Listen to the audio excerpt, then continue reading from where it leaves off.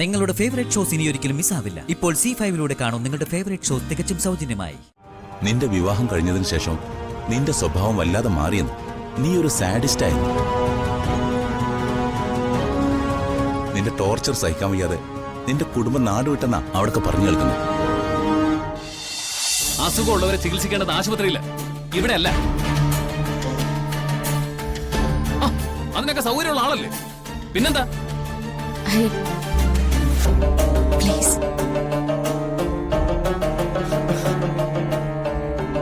എത്ര ശത്രുവായാലും ഒരാളുടെ വേദനയിൽ സന്തോഷിക്കരുത്. അല്ല മോളെ,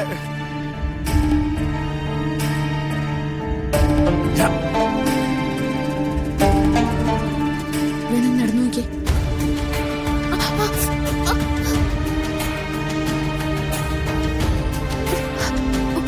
കാല് നന്നായി മടങ്ങിയിട്ടുണ്ട്. വേദന സഹിക്കാൻ വയ്യ.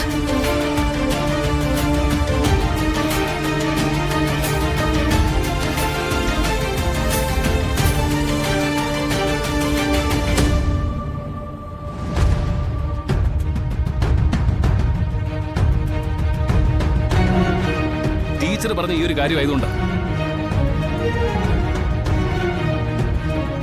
ഇല്ലെങ്കിൽ ഹരിയേട്ടാ, ഈ വേദന ഒന്ന് മാറിക്കോട്ടെ. അതുവരെ ഞാൻ ഇവിടെ നിന്നിരുന്നോട്ടെ. നീ ഇപ്പൊ എന്നെ ഇറക്കി വിടല്ലേ. ഇപ്പൊ ഒരു കണക്കും തീർക്കരുത് പ്ലീസ്. പിടി.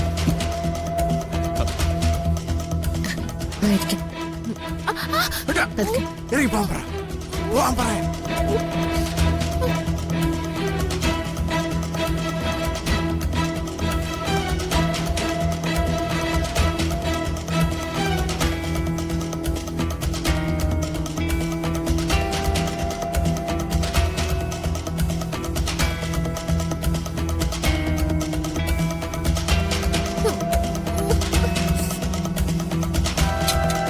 Hello sir. സാറേ, ഞാൻ ആ പ്രൊഡക്റ്റായിട്ട് അങ്ങോട്ട് പോയിക്കൊണ്ടിരിക്കുക. ഞാനത് കൊടുത്തു കഴിഞ്ഞിട്ട് അങ്ങോട്ട് ഓഫീസിലേക്ക് വരാം. Okay sir, okay.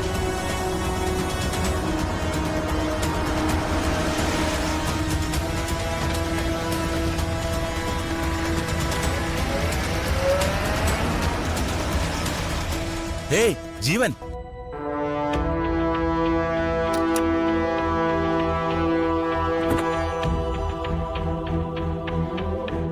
Oh my god, what a surprise man. നിങ്ങളാരാ?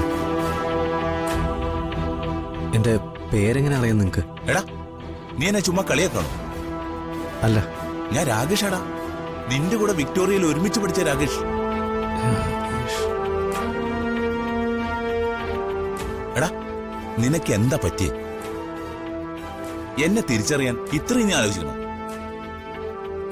3 വർഷം ഒന്നിച്ച് നടന്നല്ലടാ നമ്മള്. Sorry, I am really sorry.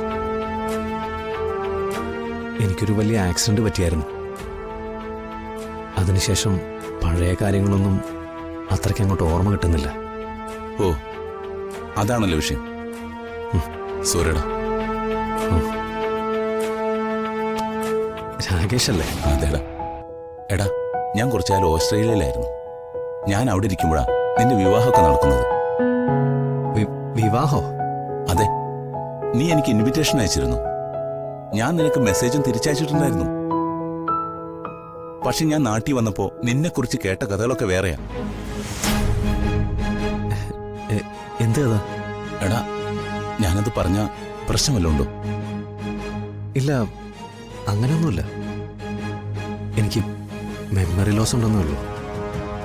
Doctor പറഞ്ഞിട്ടുണ്ട്, കൂട്ടുകാരും ബന്ധുക്കളൊക്കെ കാണുമ്പോൾ പഴയ കാര്യങ്ങളൊക്കെ ചോദിച്ച് മെമ്മറി തിരിച്ചു പിടിക്കണമെന്ന്. ഓക്കെ, ഞാൻ ഓസ്ട്രേലിയയിൽ നിന്ന് വന്നപ്പോൾ ആദ്യം അന്വേഷിച്ചത് നിന്നെക്കുറിച്ചാണ്. പക്ഷെ കേൾക്കേണ്ടി വന്നതോ ഒരു ദയനീയമായ കഥ. എടാ, നീ മരിച്ചു പോയെന്ന നമ്മുടെ നാട്ടിൽ എല്ലാവരും വിശ്വസിച്ചിരിക്കുന്നു. ആക്സിഡന്റ് കഴിഞ്ഞിട്ട് ഞാൻ ഒരുപാട് കാലം കോമയിലായിരുന്നു. കുറേ വർഷം. അതുകൊണ്ടാവും നാട്ടിലങ്ങനെ. നാട്ടുകാർ പറയുന്ന കഥകൾക്ക് അല്പം കൊഴുപ്പ് കൂടുതലായിരിക്കൂടാ. അങ്ങനെയും കേട്ടു ചിലതൊക്കെ. എന്ത്? നിന്റെ വിവാഹം കഴിഞ്ഞതിന് ശേഷം നിന്റെ സ്വഭാവം വല്ലാതെ മാറിയെന്ന്. നീ ഒരു സാഡിസ്റ്റായിരുന്നു. നിന്റെ ടോർച്ചർ സഹിക്കാൻ വയ്യാതെ നിന്റെ കുടുംബം നാടുവിട്ടെന്നാ അവിടൊക്കെ പറഞ്ഞു കേൾക്കുന്നത്. അവരന്വേഷിക്കുന്നതിനിടയിൽ നീ ആക്സിഡന്റ് പറ്റി മരിച്ചുപോയി. അങ്ങനെയാ നാട്ടുകാർ ഇപ്പോഴും വിശ്വസിക്കുന്നത്. എന്തായാലും എനിക്ക് സന്തോഷാണ്. നിന്നെ കണ്ടല്ലോ. ഇപ്പൊ എങ്ങനെയുണ്ട്? നിന്റെ കുടുംബത്തിനെ കണ്ടെത്തിയോ? നിന്റെ ഭാര്യയെ കണ്ടെത്തിയോ? കുടുംബത്തെ കണ്ടെത്തി. പക്ഷെ ഭാര്യ അവള് മരിച്ചുപോയി. അങ്ങനെ ഒരു കാര്യം ആരും പറഞ്ഞു കേട്ടില്ലല്ലോ. അങ്ങനെ സംഭവിച്ചിട്ടുണ്ടെങ്കിൽ നമ്മുടെ നാട്ടുകാർക്ക് എന്തെങ്കിലും ഒരു സൂചന കിട്ടാതിരിക്കോടോ.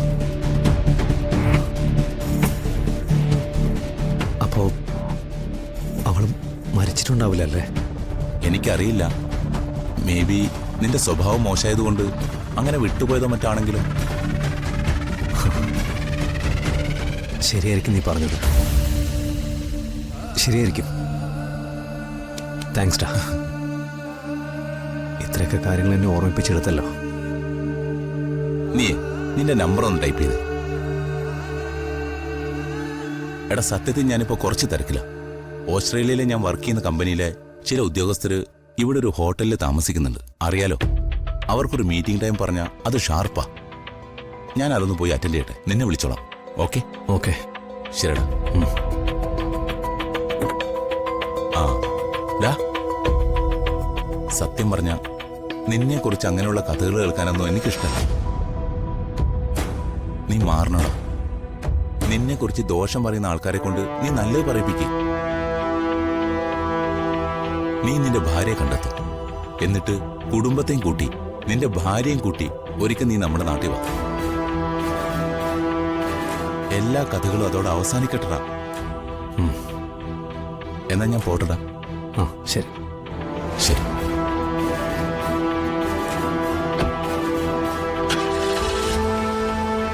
ബൈ.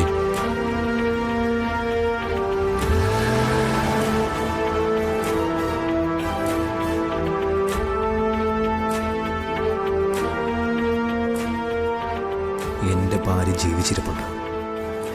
ഇല്ലെന്ന് ആര് പറഞ്ഞാലും അത് കള്ളവാ. ഞാൻ അവളെ കണ്ടെത്തും. ഏത് ഇരുട്ടിൽ ഒളിച്ചാലും അവളെ ഞാൻ കണ്ടുപിടിക്കും.